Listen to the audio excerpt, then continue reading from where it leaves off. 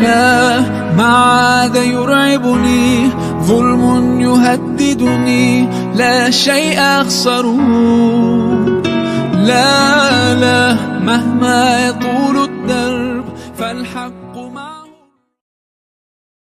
وبركاته. الحمد لله والصلاة والسلام على رسول الله وعلى آله وأصحابه ومن اتبع هداه. Amma ba'du.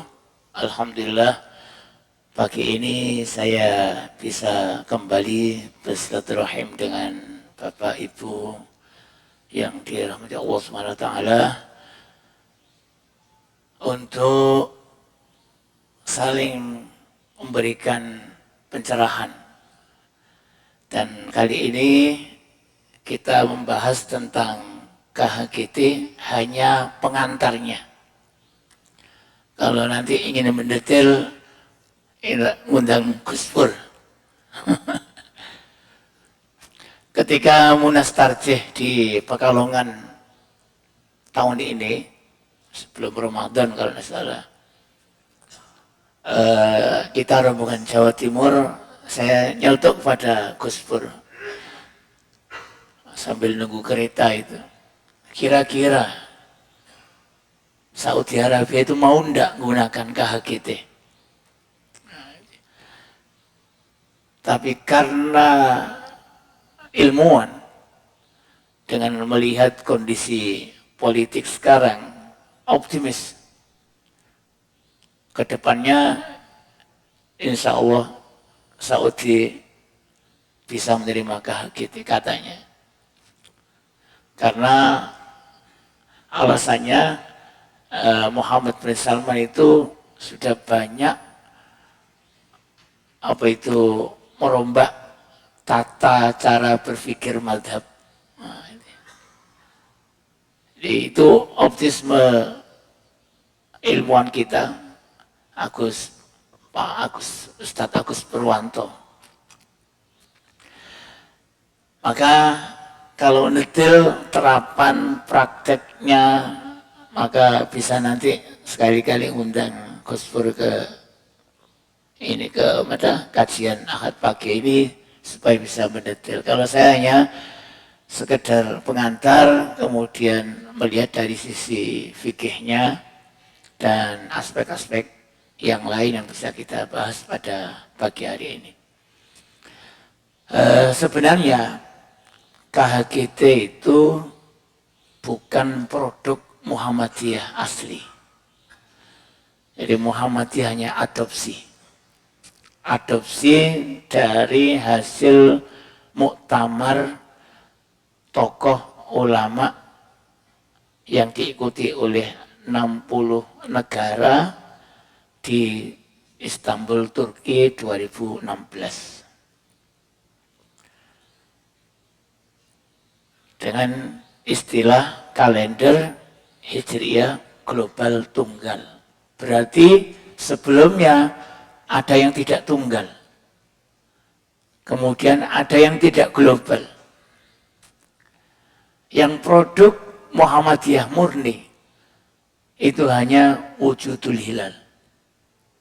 Satu-satunya organisasi di dunia yang kriteria awal bulan itu wujudul hilal itu Muhammadiyah.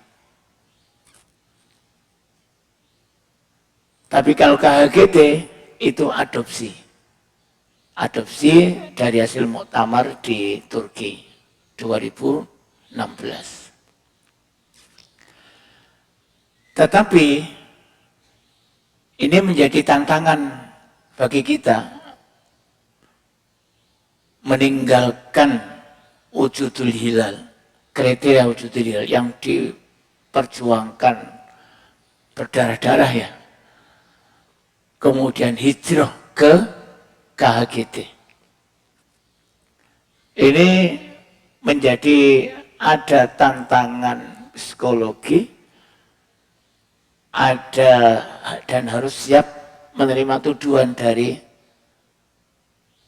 orang-orang yang ada di sekitar kita. Misalkan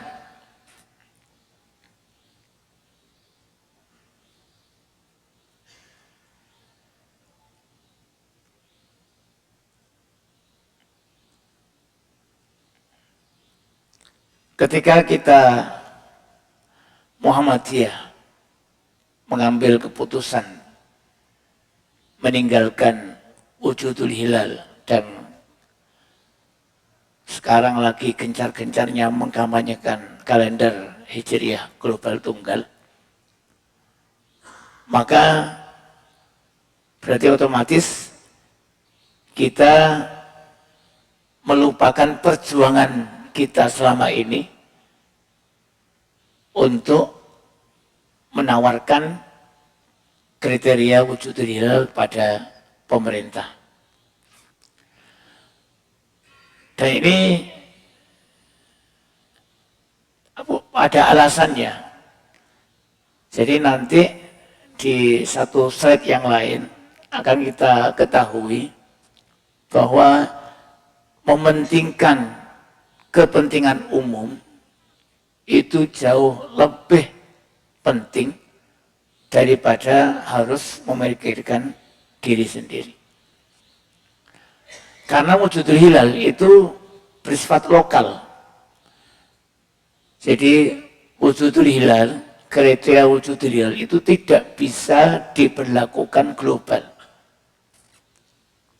Hanya pada Indonesia. Karena wujud di Indonesia belum tentu wujud di negara yang lain. Maka hanya bersifat lokal. Dan ini masih saja ketika setiap negara menggunakan hisab, kemudian pakai kriteria wujud hilal, maka tanggal dan hari itu satu negara akan beda dengan negara yang lain. Maka ketika ada tawaran hasil muktamar dan Muhammadiyah selalu ikut dan berkontribusi dalam muktamar-muktamar yang bersifat dunia global, maka tawaran menyatukan tata cara waktu ibadah umat Islam yang kemudian pakai parameter tertentu itu menjadi menarik ketika kita nanti bisa melihat umat Islam punya penanggalan global di mana tidak ada lagi perselisihan mulai Ramadan, mulai Idul Fitri, dan termasuk puasa Arafah. Maka gambaran harapan bersatunya umat Islam, kalender global diakui semua umat Islam, maka diharapkan umat Islam punya kepastian dalam melaksanakan ibadahnya. Seperti yang kemarin terjadi di Muharram itu. Pemerintah sama Muhammadiyah memulai Muharramnya tanggal hari Ahad. Sementara teman kita di NU hari Senin. Padahal biasanya NU sama Muhammadiyah sama pemerintah itu sama. Muhammadiyah yang beda sendiri. Nah, harapan, gambaran kita punya kepastian dalam melaksanakan itulah umat seluruh dunia, itulah yang kemudian membuka hati kita agar rela untuk meninggalkan prinsip wujudul hilal yang selama ini kita perjuangkan sampai berdarah-darah, sampai tujuan tidak sunnah, sampai memecah belah dan lain sebagainya. Bahkan sampai Muhammadiyah tidak, NKRI tidak taat pemerintah dan lain sebagainya. Harapannya adalah umat Islam punya kalender, tanggalnya sama, satu dunia, satu di Indonesia, satu di Amerika, dan satu di Saudi. Jadi sama. Yang kedua, yang dipakai pemerintah selama ini adalah imkanur ru'yah, tapi versi mabim. Muhammadiyah menggunakan dari wujudul hilal ke imkanur ru'yah, tapi parameternya parameter Turki 2016 dengan persyaratan tertentu. Jadi tetap menggunakan hisab, plus ru'yah atau imkanur ru'yah, istilahnya itu imkanur ru'yah 5+8, 5 derajat, kemudian elongasinya 8. Ini kriteria. Jadi dari ketika sebelum ini, selama ini di Indonesia, WH wujudul hilal itu selalu bertentangan dengan imkanur ru'yah pemerintah. Karena imkanur ru'yah pemerintah itu ini. Jadi ketinggiannya 3 derajat. Sudut antara bumi, matahari, bulan itu 6,4. Yang sebelumnya 2. Jadi tetap pakai hisab. Kriteria Turki tidak bisa meninggalkan hisab. Itu yang kemudian tantangan nanti. Sementara meskipun di Arab Saudi itu ada takwim Ummil Qura, kalender Ummil Qura menggunakan perhitungan hisab, tapi prakteknya Saudi Arabia menggunakan ru'yah. Ru'yah itu melihat bulan langsung itu tidak mesti harus di atas 3 derajat. Bisa saja orang itu melihat hilal ketika posisi hilal di bawah 3 derajat.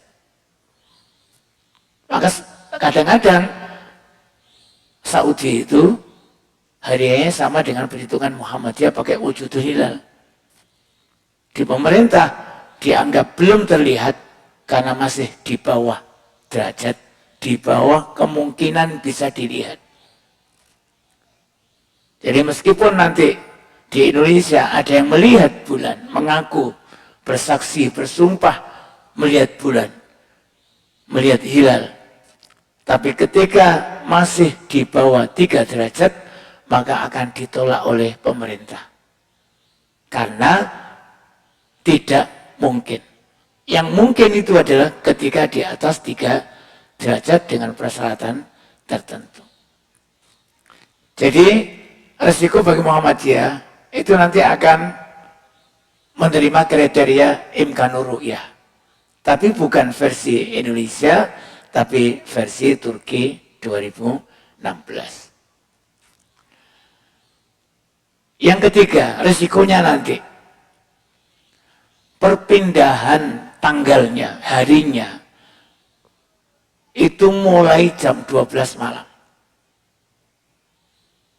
Jadi ketika kita ikut KHGT, maka kita harus rela untuk mengakui bahwa tanggal itu, hari itu mulainya dari dini hari.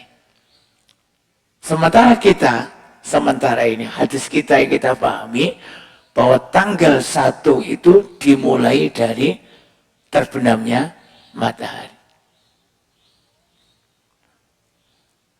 Jadi ini yang kemudian resikonya.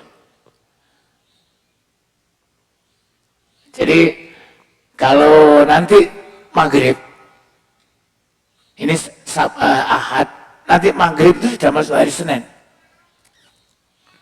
Tapi kalau nanti kita pakai ini, maka perubahannya nanti adalah sama dengan kalender Syamsiyah, Miladiyah.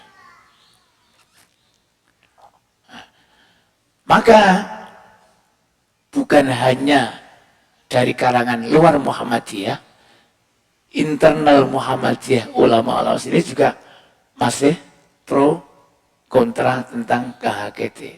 Oleh karena itu tugas utama Majelis Tarjih itu adalah sosialisasi, meyakinkan bahwa dari kekurangan-kekurangan yang ada di KHGT, ini sudah yang paling baik untuk menyatukan ibadahnya umat.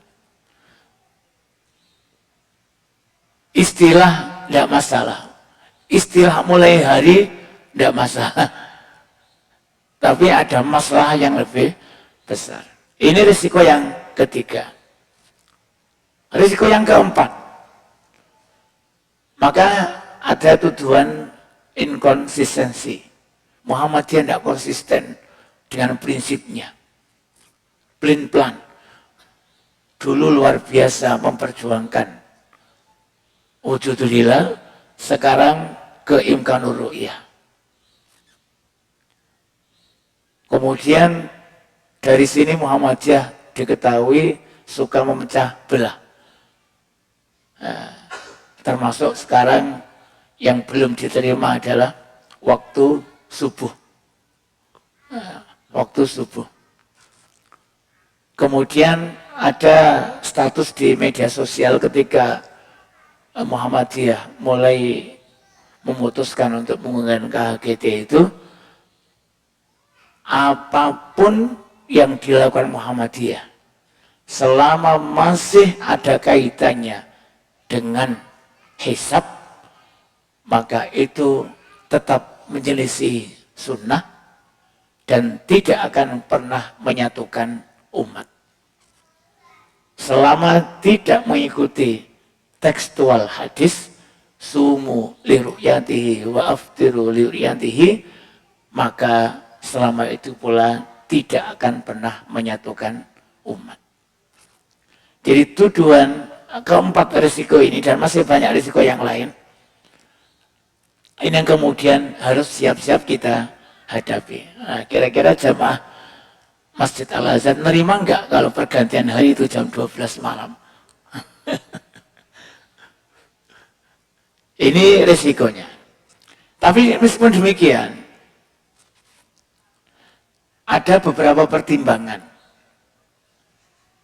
Jadi yang dilakukan oleh Muhammadiyah sekarang meyakinkan warganya bahwa inilah pilihan yang terbaik dari kekurangan-kekurangan yang ada untuk menyatukan umat, memberikan kepastian tanggal pelaksanaan ibadahnya umat Islam. Perpindahan dari hisab ansih, murni hisab, kepada hisab imkanur ru'yah, 5 derajat tingginya, sudutnya 8 derajat, itu menentukan dari perpindahan, perubahan ijtihad, perubahan pendapat, itu menunjukkan bahwa di dalam Muhammadiyah proses dialog, dialektika, dan dinamika ijtihad itu tetap terbuka. Dan itu adalah salah satu kriteria yang diusung oleh Islam berkemajuan, yang diusung Muhammadiyah itu. Ijtihad tetap terbuka. Pintu ijtihad terbuka. Imam Syafi'i punya qaul qadim, punya qaul jadid. Ulama-ulama yang punya, bahkan satu riwayat, satu imam itu bisa punya 12 pendapat. Kita kenal di mazhab Syafi'i ada pendapat lama, pendapat baru.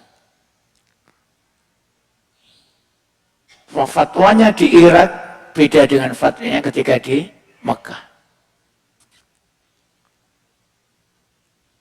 Dan ini menunjukkan bahwa sebenarnya perubahan hasil ijtihad itu biasa. Oleh karena itu di Manhaj Tarjih Muhammadiyah itu disebutkan, Muhammadiyah itu tidak menganggap pendapatnya paling benar. Di Manhaj Tarjih Muhammadiyah, Muhammadiyah tidak menganggap pendapatnya paling benar. Dan Muhammadiyah siap merubah pendapatnya kalau ada yang mendatangkan hadis, argumen yang lebih kuat daripada pendapat dan argumennya Majelis Tarjih Muhammadiyah. Ini karakter pemikiran di dalam Muhammadiyah. Contohnya saja, misalkan, contohnya, kalau kita melihat himpunan putusan tarjih tentang azan subuh, adanya Masjid Al-Azhar itu tidak sama dengan HPT. Karena HPT itu ada as-salatu khairum minan naum, azan subuh. Tapi inilah Muhammadiyah. PDM Lamongan pernah mengajukan hasil rapat di Paciran, hasil musyawarah daerah di Paciran, di Pondok, mengkaji tentang azan subuh. Diputuskan ini menjadi kajiannya Majelis Tarjih PDM Lamongan. Kemudian diangkat ke musyawarah Jawa Timur. Kemudian diangkat ke Munas. Tapi di Munas ditolak. Kemudian di Surabaya juga semuanya tidak melakukan, dikembalikan pada daerah. Maka satu-satunya daerah yang azan subuhnya tidak menggunakan as-salatu minan naum itu adalah Lamongan. Artinya apa? Terbuka, fleksibilitas hasil ijtihad. Maka harapan untuk menyatukan itu harus, meskipun prakteknya sulit. Diharapkan warga Muhammadiyah tidak merokok, maka ada fatwa. Tapi prakteknya kan gitu. Hasil ijtihad itu bisa berubah. Ini yang pertama. Ini menunjukkan bahwa Muhammadiyah itu sangat terbuka dengan masukan-masukan dan koreksi dari orang lain. Tapi ketika Muhammadiyah punya prinsip dan itu dianggap benar, maka harus diperjuangkan. Seperti ketika wujud hilal itu. Tapi kemudian ketika ada tawaran yang lebih menarik, ini bukan soal materi, tapi ini soal keilmuan. Lebih menarik, maka kemudian lebih kuat argumennya, maka Muhammadiyah rela meninggalkan prinsip yang dulu, pindah ke kalender Hijriah global tunggal ini. Ini yang pertama, alasan pertama. Alasan kedua adalah maslahah al-ammah. Kalau Muhammadiyah memperjuangkan prinsipnya saja, WH, wujudul hilal, itu hanya dirinya sendiri untuk menunjukkan eksistensi Muhammadiyah, tapi tidak memikirkan umat.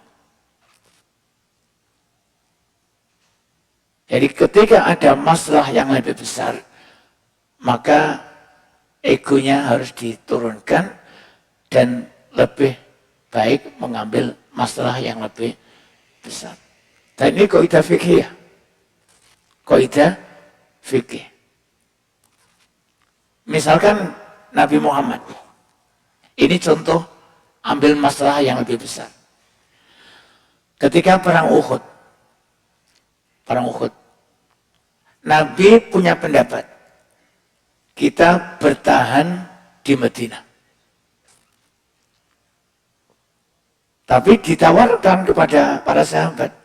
Sahabat-sahabat yang punya semangat karena habis perang Badar menang, maka semangatnya kita sudah menang di Badar, kenapa bertahan di Madinah? Kita keluar.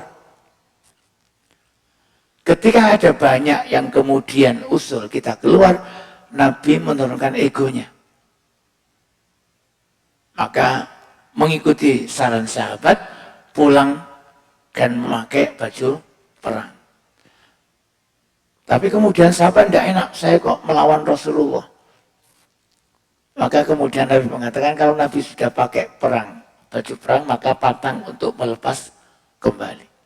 Artinya ada masalah menjaga semangat para sahabat, itu masalahnya lebih besar, memberikan ruang diskusi para sahabat lebih besar manfaatnya daripada harus memenangkan pendapatnya sendiri. Itu yang kemudian digunakan oleh Muhammadiyah. Pertimbangannya apa masalahnya? OIH itu hanya lokal. Kalau toh Muhammadiyah bersikukuh memperjuangkan, mempertahankan wujudul hilal, maka itu hanya bisa berlaku di Indonesia. Di lokal. Kemudian yang kedua, yang beristihad di Turki 2016 itu tidak hanya internal Muhammadiyah, tapi itu adalah pakar-pakar dari 50-60 negara. Dan itu lebih rojih menurut Muhammadiyah daripada ulama Muhammadiyah yang istihadi dengan wujudul hilal itu. Jadi risiko yang sudah kita ketahui, kemudian alasannya sudah kita ketahui. Tinggal kita meyakinkan bahwa sebenarnya Islam itu menganjurkan kita menggunakan ilmu pengetahuan untuk memudahkan pelaksanaan ibadah. Itu harus diyakinkan. Ketika Muhammadiyah sudah menunjukkan alasannya dan kita mengetahui risikonya, maka yang perlu kita yakinkan adalah bahwa ilmu pengetahuan dan teknologi itu tidak bertentangan dengan keimanan kita. Bahkan ilmu pengetahuan dan teknologi bisa kita manfaatkan untuk mempermudah pelaksanaan ibadah. Karena apa? Karena kita masih menggunakan hisab. Kita masih menggunakan hisab. Imkanur ru'yah ini masih menggunakan hisab. Tidak meninggalkan hisab. Meskipun demikian, sebenarnya yang digunakan di Indonesia pun ru'yah, di Saudi ru'yah itu juga menggunakan hisab. Prinsipnya semua menggunakan hisab. Cuma pelaksanaannya di Saudi masih ru'yah, tapi punya kalender. Oleh karena itu ketika ru'yah itu belum memberikan kepastian tanggal, maka mulai 3 tahun ini kantor-kantor sistem penggajian di Saudi itu menggunakan kalender Masehi, tidak menggunakan kalender Hijriah. Ini sistem penggajian. Nah, nanti kalau pakai kalender apa itu Hijriah kan nunggu ru'yah dulu. Kebetulan saya juga mengetahui itu.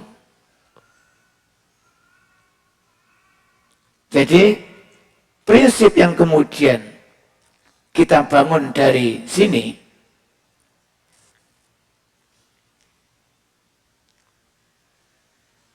prinsip yang dibangun di kalender Hijriah itu adalah prinsip menerima hisab sebagai penentu. Tidak bisa meninggalkan hisab.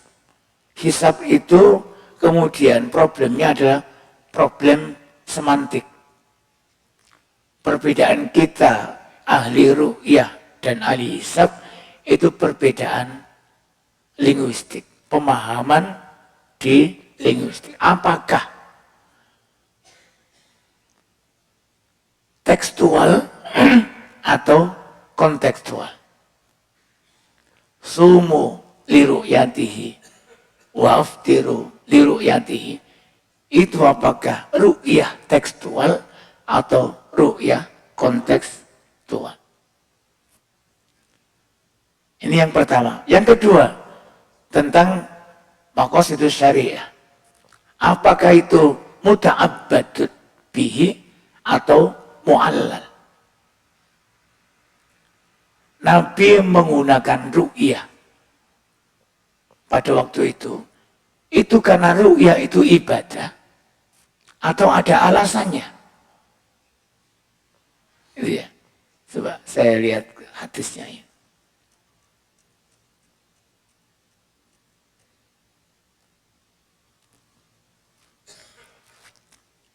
Perbedaan kita hanya ini. Sudut pandang dalam memahami hadis. Ada banyak riwayat, ada yang menggabungkan. Hadis yang kemudian dipedomani oleh teman-teman yang prinsipnya ibadah itu ru'yah. Itu hadis sumu li ru'yatihi wa aftiru li ru'yatihi. Meskipun akhirnya beragam, ada fakturulahu, ada fa'akbilu, ada fa'uddu. Tapi kalau kemudian hadis itu kita ambil ini saja dan melupakan hadis yang lain, inna ummatun ummiyah, maka akan tidak komprehensif ketika kita memahami hadis itu. Bisa mengambil sebagian, tapi membuang sebagian. Tuduhan yang paling radikal, ekstrim, yang dituduhkan kepada Muhammadiyah ketika menggunakan hisab itu adalah Muhammadiyah mengingkari hadis. Muhammadiyah itu salah satu ormas yang ingkar sunnah. Karena mengingkari hadis sumu liru'yati. Padahal sebenarnya bukan mengingkari, cuma menggabungkan antara hadis-hadis yang terkait dengan ru'yah dan masuk awal bulan Ramadan. Muhammadiyah memahami secara holistik hadis-hadis yang terkait dengan ru'yah itu dipahami, dikumpulkan, dikaji menjadi kajian kontekstual. Kenapa Nabi menggunakan ru'yah? Karena keterbatasan ilmu pengetahuan dan teknologi para sahabat. Diungkapkan dalam hadis, inna ummatun ummiyah.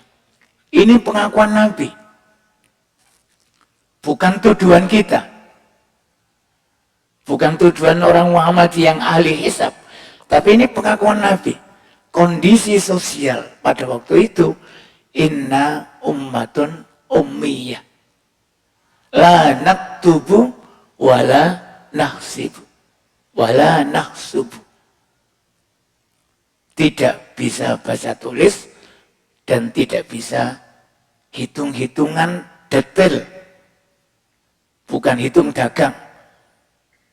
Kalau dagang mereka pintar, tapi kayak hitungan detail yang berbasis pada ilmu pengetahuan itu mereka belum mampu teknologinya. Maka cukup teknologi sesuai dengan kemampuannya. Sumu liru'yatihi wa aftiru liru'yatihi. Tapi kemudian ketika teknologi sudah berkembang, maka kemudian ilmu pengetahuan bisa membantu pelaksanaan penentuan itu. Dan insya Allah tidak bergeser. Ada satu hadis, ayat ini di surat rangkaian di surat Yasin itu. Las-syamsu yanbaghi laha an tudrikal qamar walal lailu sabiqun nahar wa kullun fi falakin yasbahun.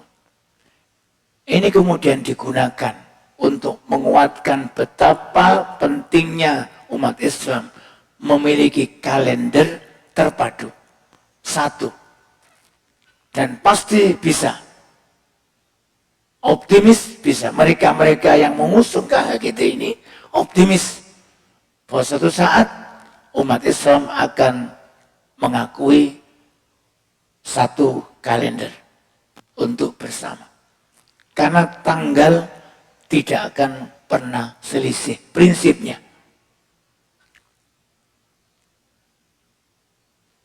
Las-syamsu yanbaghi laha an tudrikal qamar walal lailu sabiqun nahar.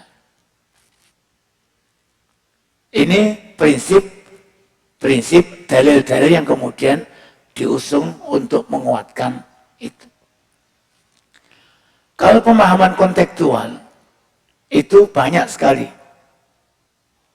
Banyak sekali. Misalkan yang sering digunakan, diambil contoh oleh para ulama terkait dengan perbedaan pendapat itu wajar. Itu ada pemahaman kontekstualnya para sahabat terkait dengan perintah Rasulullah. Janganlah kamu sholat asar kecuali di Bani Quraidah. Jadi ada perintah Nabi, salah satu peperangan, kemudian Bani Quraidah itu mengingkari perjanjian dengan Nabi, maka kemudian Nabi mengutus beberapa sahabat untuk pergi ke Bani Quraidah, perkampungan orang Yahudi. Pesannya, jangan sholat asar kecuali di Bani Quraidah.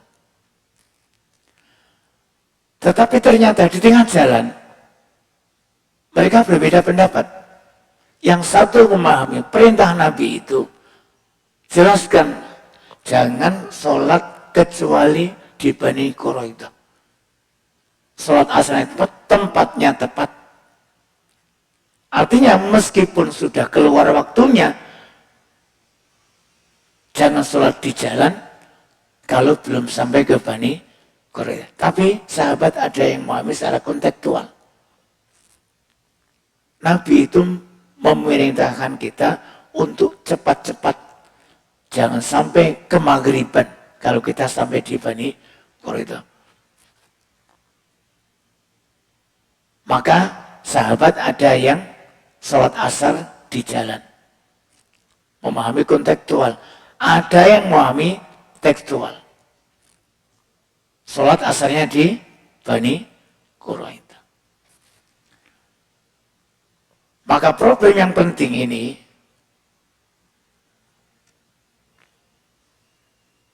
perbedaan pemahaman hadis-hadis ru'yah, itu yang menjadi tantangan kita.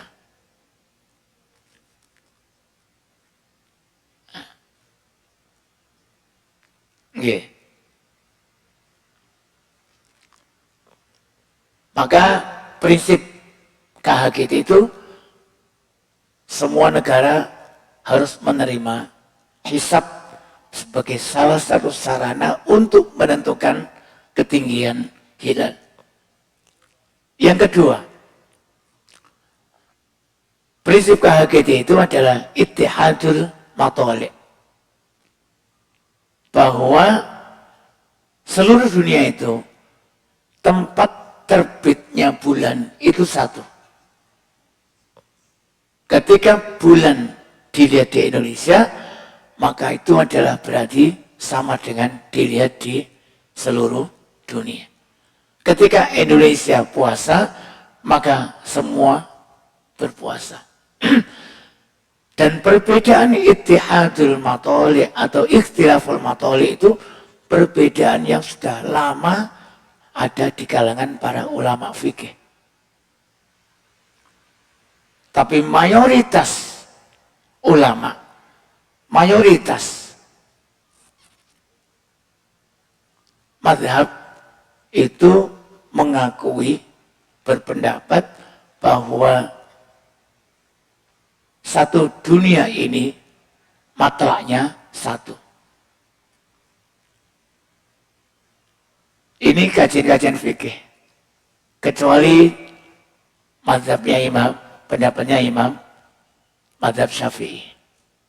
Mazhab Syafi'i mengakui ikhtilaful matlak. Jadi matlaknya Indonesia beda dengan matlaknya Malaysia. Hilal yang dilihat di Indonesia beda dengan hilal yang dilihat Saudi. Karena ikhtilaful matlak yang kemudian kemarin menjadi landasan orang-orang yang puasa Arafahnya tidak mengikuti wukuf Arafah. Itu karena berpendapat ikhtilaful matlak. Setiap negara punya matlak. Tapi KHGT prinsipnya harus mengakui ittihadul matlak.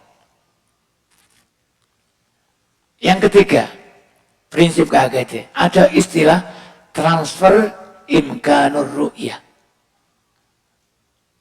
Dalam bahasa Arabnya, nakal imkanur ru'yah. Artinya, ketika kriteria imkanur ru'yah itu terjadi di satu daerah, maka itu ditransfer ke semua negara. Sama dengan ini tidak bisa lepas dari ittihadul matlak. Ketika hilal dilihat di Indonesia, maka penglihatan di Indonesia harus ditransfer ke semua negara. Menjadi hilal semua negara.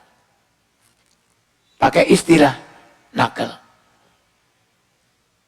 Yang ketiga prinsipnya adalah satu hari, satu tanggal di seluruh dunia.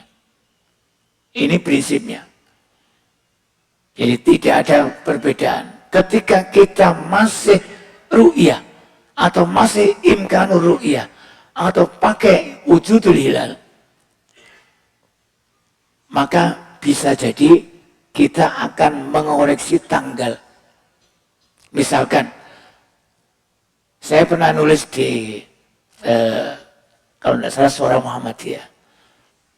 Ketika kita rame-rame tentang perbedaan hari raya. Ketika hadisnya, fa'in humma alaikum. Harusnya sekarang itu tanggal 30, misalkan. Tapi kemarin itu, sekarang ini tanggal 1 harusnya. Sekarang ini tanggal 1 harusnya. Tapi ternyata maghrib kemarin mendung. Karena tidak bisa melihat hilal, maka digenapi menjadi 30. Otomatis 30 adalah penggenapan. Padahal asalnya adalah 1. Tanggal 1. Kelihatannya itu nanti ada di tanggal 3.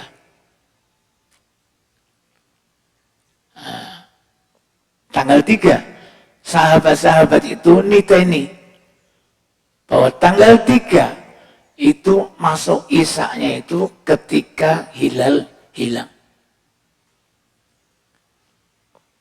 Niteni lagi nanti ketika tanggal 15. Tetapi kita lihat, meskipun di kalender berbeda dengan hasil ru'yah, pemerintah tidak pernah meralat tanggal. Harusnya kan diralat. Kalau kemudian sekarang tanggal 29, dan nanti kalau tidak pakai ru'yah, tidak pakai hisab ya, nanti ada ru'yah, kemudian mendung, maka otomatis dilengkapi dengan 30, besok 30. Tapi kalau pakai ru'yah sebenarnya sudah mungkin dilihat besok tanggal 1. Maka yang ru'yah tanggal 1-nya lusa, yang hisab tanggal 1-nya sekarang. Maka nanti akan ada tanggal, ada ralat tanggal. Maka itu kemudian pentingnya kita menggunakan ilmu pengetahuan untuk menyatukan penanggalan umat Islam. Yang kemudian kemarin tadi kita bahas adalah kita harus siap-siap merubah pemahaman perubahan hari. Mulai maghrib kita undur ke jam 12 malam. Ini prinsip yang kemudian perlu kita pahami. Sehingga nanti apakah kita ini siap atau tidak. Tapi ketika warga Muhammadiyah itu terikat dengan organisasi, maka mau tidak mau terikat dengan hasil putusan Majelis Tarjih. Dan Muharram 1446 ini Muhammadiyah sudah meluncurkan kalender sesuai dengan KHGT ini. Kalau pemerintah dan Saudi belum menggunakan ini, maka siap-siap kita akan sering berbeda puasa dan berbeda hari raya.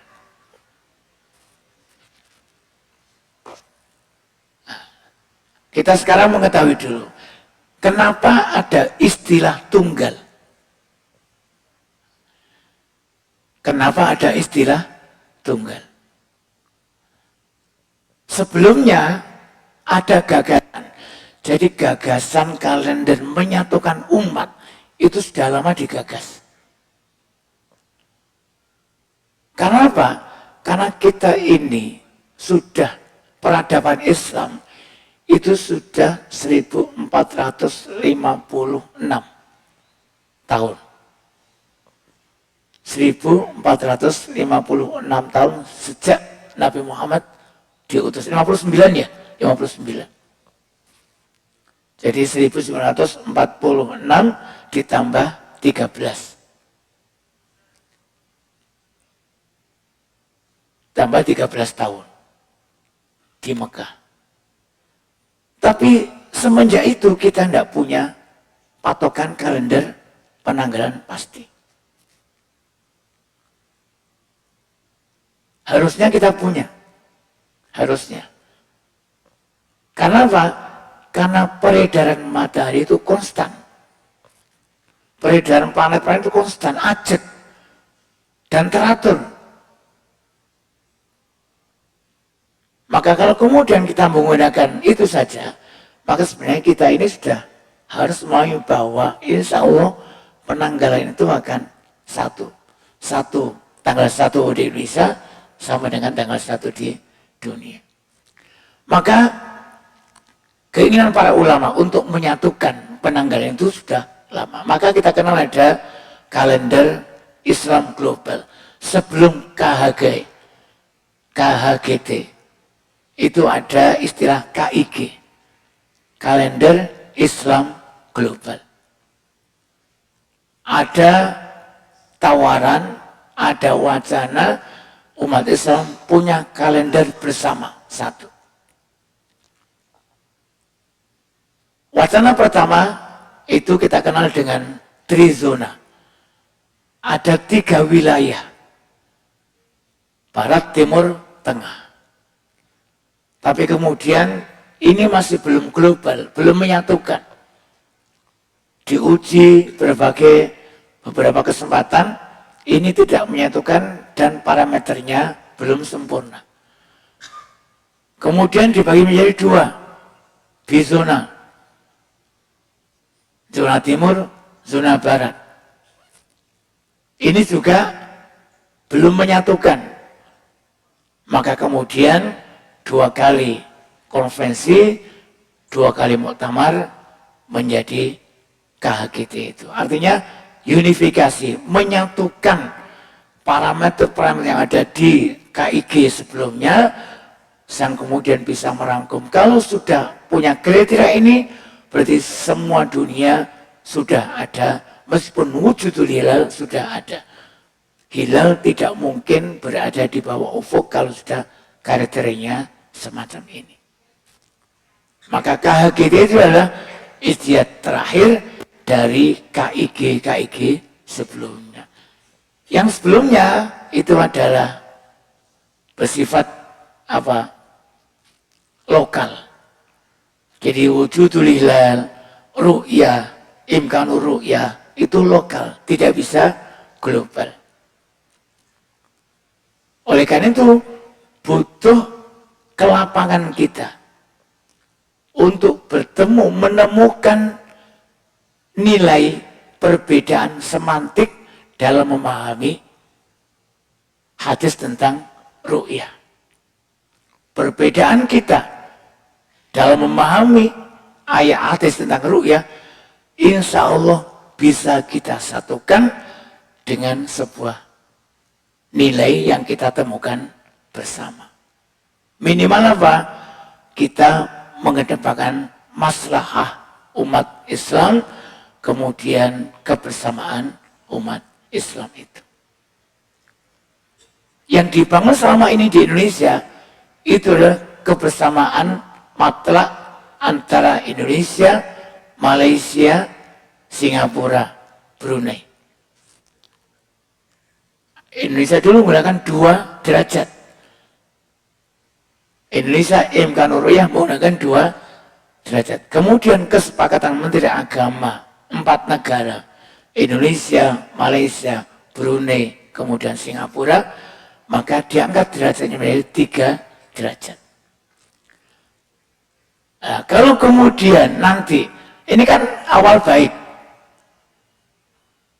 Indonesia sudah mengalah dari 2 derajat ke 3 derajat. Gambarnya tadi mana? Asalnya ini. Asalnya yang samping kiri kita itu, yang pendek itu. Kriteria lama. Ini modal kita bahwa memikirkan kebersamaan itu jauh lebih penting daripada mempertahankan pendapat pribadi. Nilainya kita temukan. Mengangkat 1 derajat, kemudian dari 3 derajat ke 6,4, itu besar. Kalau kemudian nanti kita punya kelapangan lagi, dan Menteri Agama semua negara bersepakat dengan kriteria ini,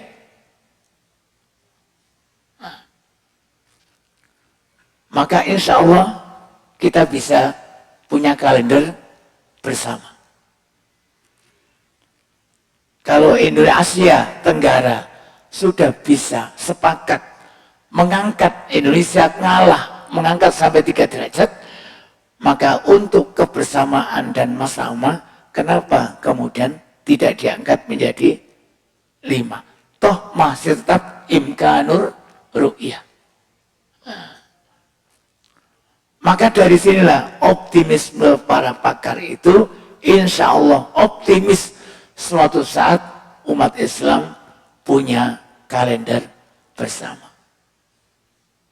Nah, nanti prakteknya gimana, terapannya, teorinya, ada elongasi, istima, konjungsi dan sebagainya, itu nanti ngundang pakarnya. Nah, tapi sebenarnya kita ini tidak dituntut untuk ngitung. Tapi ketika ada argumen yang kuat, yang kemudian bisa kita terima, maka kita tinggal ikut, karena kita bukan ahlinya. Nah, tinggal kemudian kita menguatkan dengan dalil-dalil sebagai penguat untuk